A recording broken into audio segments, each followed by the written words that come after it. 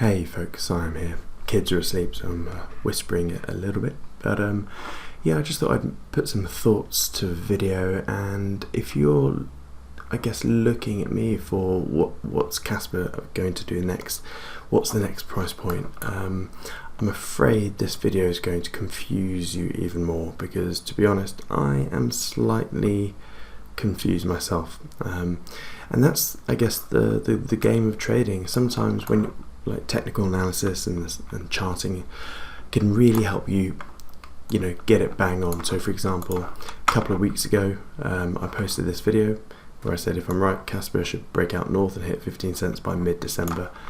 And that was that trap 5 that I was talking about, and how all of the trap 5 breakouts are a 14-day rally.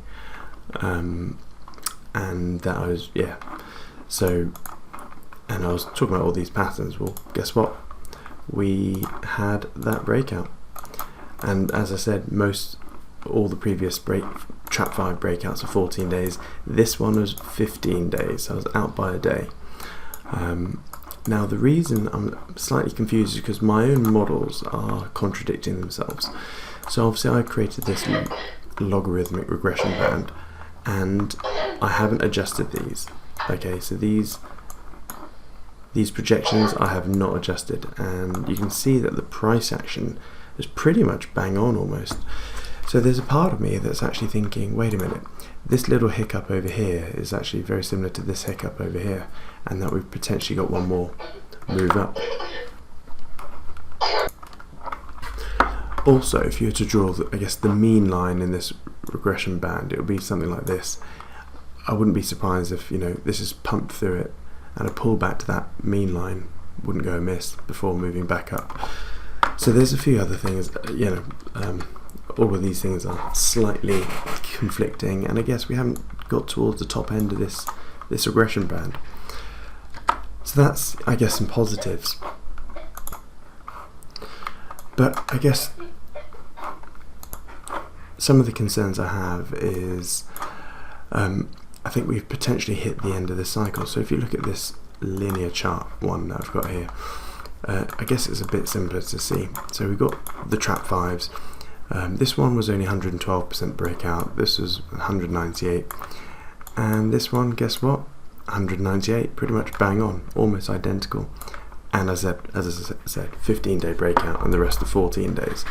So typically, once we have this sort of parabolic growth, we then have, extending periods of the down market. Now, my concern is that the downwards part, so the down part of the cycle, it always attacks, or actually goes below the trap 5 level, and it basically attacks, almost previous highs. But if you just take the level of that breakout, the lows actually go slightly below that.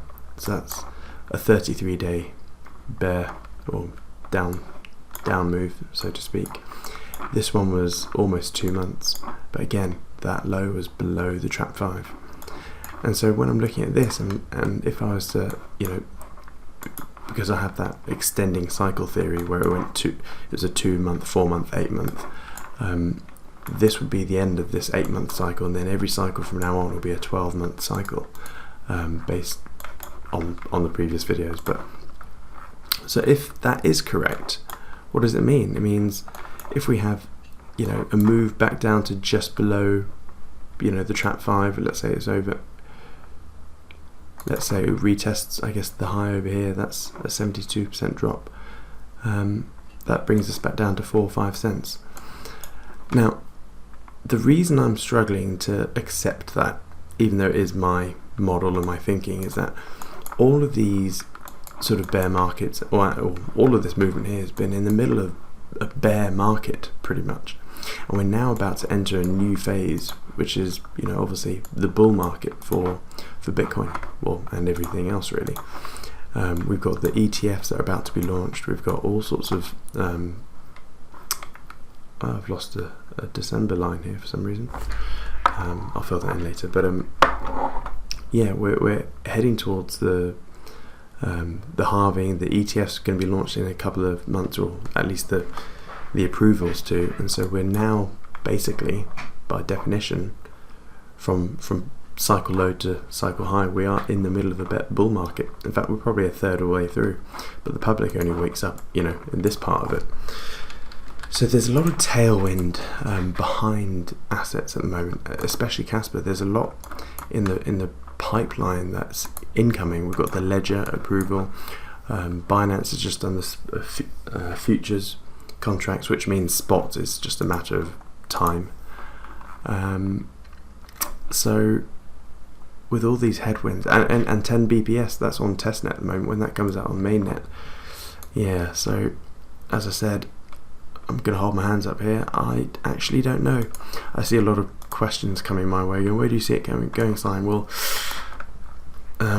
there's a lot saying we're in for a bit of a pullback. Also, here's the thing: whenever you see a rising compression in a falling market, in a rising market, that is a very high probability of a reversal signal. So I mentioned this to my community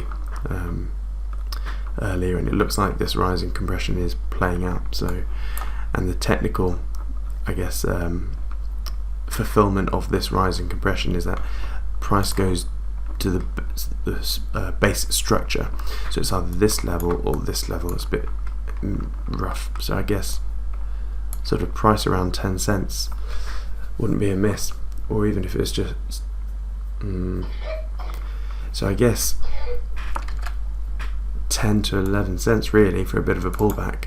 See, I can see this happening, price consolidating a bit and then maybe drifting down to about sort of 10 cents and then starting the next sort of consolidation or drifting upwards, but I struggle to see 4-5 cents.